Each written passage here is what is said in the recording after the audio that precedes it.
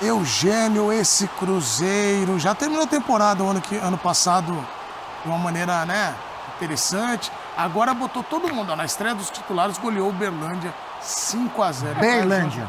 Berlândia. Beraba, não dá pra falar o outro. Né? Não, mas não pode não. Vamos lá, vai. Mas assim, é o que se espera mesmo, né? Quando você coloca o time principal, não tem um padrão de comparação entre os times do Campeonato Mineiro, os times pequenos do Campeonato Mineiro, e o Cruzeiro, né?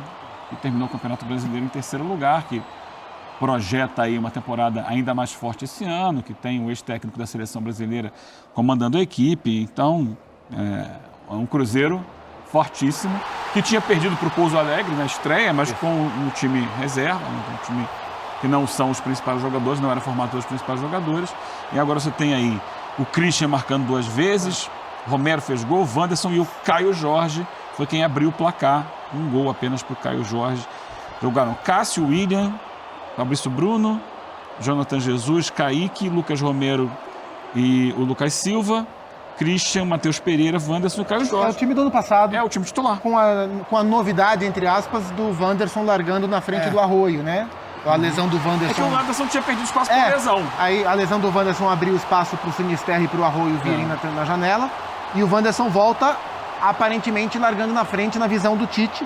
É bem verdade que as opções que o Tite poderia ter para fazer o Cruzeiro diferente agora do que era o time do Jardim, ele não tem, que era o Mateuzinho no meio campo, o Mateuzinho machucou, o Gerson não está à disposição, o Fagner também, o Fagner poderia, porque o Tite gosta do Fagner. Entrou aos 82 minutos. O Vidalba, que poderia brigar com o Jonathan Jesus, está machucado, então o Jonathan Jesus, e que começa o ano prestigiado, porque o Tite pediu para que ele não fosse negociado com o Zenit, o que abriu toda a conversa do Gerson, né? O Gerson foi parar no Cruzeiro a partir de uma proposta do Zenit pelo Jonathan Jesus.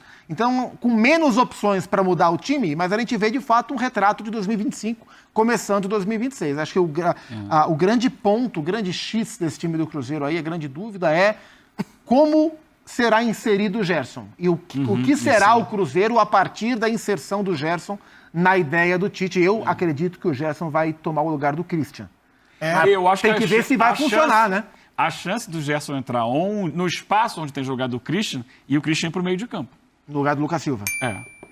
Lucas Silva que era o capitão do time. Lucas Silva, eu acho que não sai. Mas, assim, são possibilidades e tudo vai depender do funcionamento do time. Agora, para além do X que traz o Paco, eu acho que tem um Y ainda nessa questão do Cruzeiro, que é a possibilidade... O Y da questão. É o Y da questão. O Y da questão. O grande problema hoje do Cruzeiro é contribuindo com a sociedade. O grande problema do Cruzeiro hoje é entender onde vai entrar um reforço que custou o que o Gerson custou. Você precisa encontrar uma maneira para ele jogar. Agora, a gente vai lembrar que na temporada passada, o Cruzeiro também sofreu com falta de profundidade de elenco, muitas vezes, com o agravante de que o Cruzeiro não disputou nenhuma outra competição para além do Brasileiro da Copa do Brasil. Teve a disputa da Sul-Americana, mas o Cruzeiro pouco ligou para a Sul-Americana e ainda assim passou uma vergonha, né? A gente não pode deixar de falar que foi uma vergonha a campanha do Cruzeiro na Copa Sul-Americana, que é um torneio importante, ainda que o Léo Jardim tenha falado que o lugar do Cruzeiro é na Libertadores, do qual eu concordo, mas se você está na Sul-Americana, faça um trabalho minimamente melhor do que foi feito na temporada passada. Então, assim, esse ano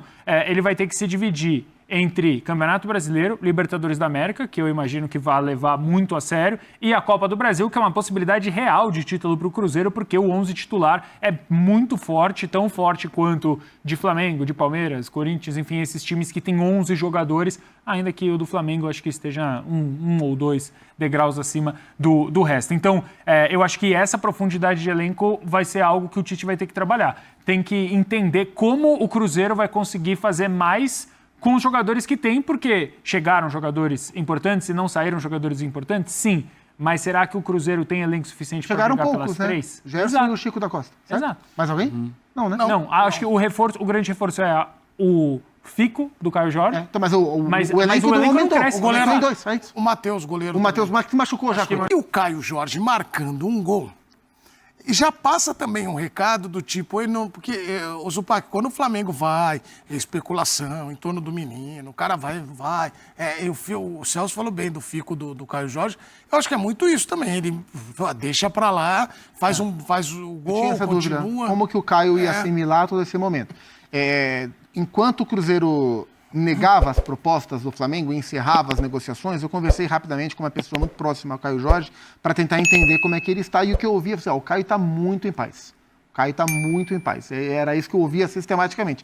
E aí, então, logo o Cruzeiro encerra as conversas com o Flamengo, o Pedrinho renova o contrato do Caio Jorge. Né? Então, assim, o Pedrinho sabe muito bem que ele não podia deixar... o Caio Jorge tem contrato em vigência, então eu vou só recusar a proposta, porque as coisas não funcionam assim. Ele tem que cuidar do jogador, do ambiente. Então ele foi lá e renovou o contrato do Caio Jorge para manter o Caio também contente, sabendo do contrato que ele não foi... Que o Cruzeiro não deixou que ele sequer pensasse. Os últimos movimentos que o Cruzeiro fez foram contratar o técnico das 2 últimas Copas do Mundo, contratar o executivo de futebol que era do Flamengo, manter o Caio Jorge negando 30 milhões de euros do Flamengo, renovar o contrato do Matheus Pereira, contratar o Gerson por 30 milhões de euros. São 5 movimentos que indicam o mesmo caminho. E quando todo mundo que está dentro do ambiente percebe para onde está indo o projeto, isso ajuda. Então acho que perceber o que o Pedrinho está fazendo com o Cruzeiro nesse momento, pelo menos nas intenções, a gente não sabe o que vai dar, mas nas intenções, ajuda o Caio Jorge a nem pensar no negócio de Flamengo. Resolveu, negou, renovou o contrato, tá todo mundo reforçando aqui, já meteu o gol e acho que vida que segue. E até porque quando o Gerson chega, não que o Caio tivesse esse tipo de movimento, mas o cara olha e fala, pô fizeram uma baita contratação. Né? Pô, que legal. E o cara quase foi pro Flamengo. Eu acho que esse movimento realmente foi bem inteligente do Pedrinho para mostrar, né, Eugênio, do tipo, cara, eu também gosto muito de você, como dos caras todos aqui, né? Mas é o que deve fazer um clube. Quando um jogador importante tem um assédio, quando você não quer que esse jogador saia, chama aqui, vamos te dar um aumento, você continua aqui com a gente. E o Pedrinho teve a capacidade econômica de fazer isso, mostra força ao trazer o Gerson e reforçar ainda mais o time, vai ganhar mais corpo e mostra que o Cruzeiro não está de brincadeira. Não é fogo de palha, é um projeto que pretende recolocar o Cruzeiro naquele patamar de clube que disputa todas as competições, que ganha muitos títulos, que a gente se acostumou a ver ao longo dos anos. Né? O Cruzeiro sempre foi um time para brigar em cima e conquistou muitos títulos dessa forma. E esse passo é muito importante. A manutenção do Caio Jorge é como se fosse uma contratação. A renovação de contrato dele. Porque era enorme a chance dele sair.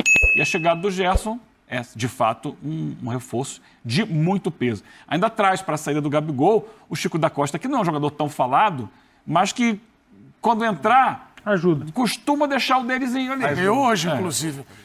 Celso, a gente viu nos últimos tempos o Atlético Mineiro, o Galo, né, o Botafogo, o Fluminense. Aí a gente viu nos últimos tempos o Cruzeiro, todo mundo chegando para ir para a prateleira de Flamengo e Palmeiras. Só que alguns batem e vão ali. Todos.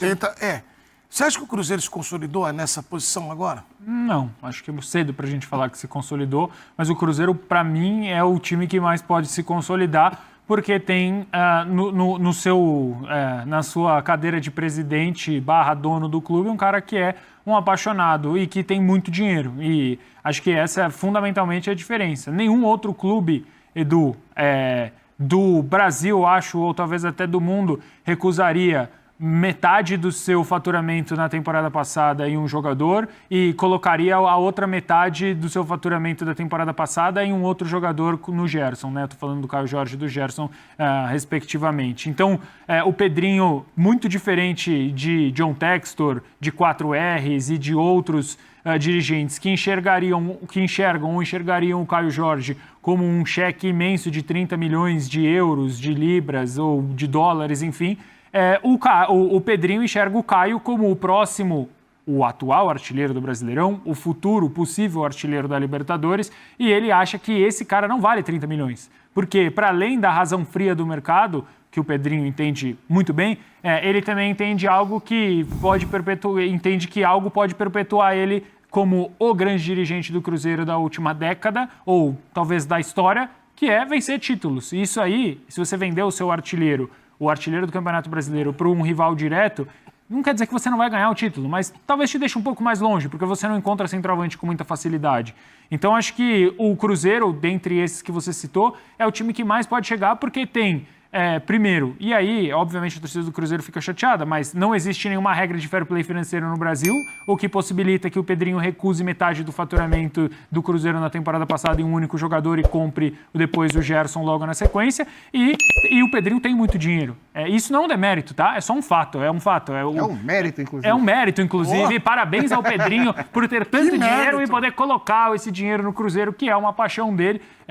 E assim, eu acho que o Cruzeiro ele pode, porque a preocupação dos outros clubes, preocupação de Botafogo era diferente, isso está muito claro. A preocupação do Fluminense talvez o Fluminense não seja o melhor caso, mas é que o Fluminense ele chega. O Fluminense nunca fez um projeto para ser o Botafogo, por exemplo, né? O que o Botafogo foi.